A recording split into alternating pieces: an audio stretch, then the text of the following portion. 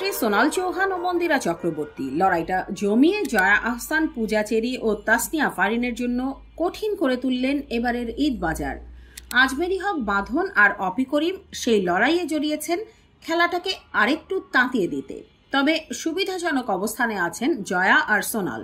দুজনই রয়েছেন শাকিব খানের বিপরীতে। জয়া কিং খানের সাথে জুটি বেঁধেছেন তাণ্ডব সিনেমায়, আর সোনাল দরদ নিয়ে থাকছেন নাম্বার 1-এর সাথে।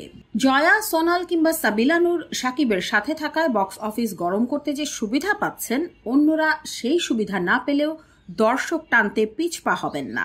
পুলিশ অফিসারের ভূমিকায় ধর্ষক ও খুনি ধরার পারঙ্গমতা দেখিয়েছেন বাঁধন।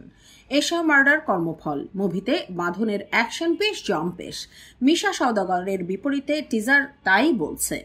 টগর মুভির টিজার সোশ্যাল মিডিয়ায় তেমন ঝড় তুলতে পারেনি, তবে পূজা চেরির নিজস্ব ভক্তকুল দাঁড়িয়ে গেছে।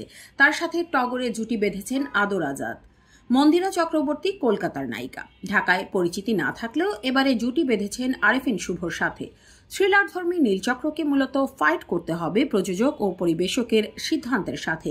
শুধু সিনেপ্লেক্সে মুক্তি পাবে বলে জেলা উপজেলার দর্শকরা বঞ্চিত হবেন মন্দিরার অভিনয় দেখা থেকে। বড় পর্দায় অনেকদিন পর আসছেন আফসানা মিমি ও অপি করিম। নায়িকা হিসেবে এই ঈদে তারা কতটা সফল হবেন বলা মুশকিল, তবে টিভি নাটকের পুরনো দর্শকরা প্রেক্ষাগৃহে গেলে খরচ উঠে আসতে পারে উৎসবের। জাহিদ হাসান, ইন্তেখাব দিনার ও চঞ্চল চৌধুরী অভিনয় করেছেন এতে। সিনেমাটির স্লোগান সংবিধিবদ্ধ সতর্কীকরণ, পরিবার ছাড়া দেখা নিষেধ।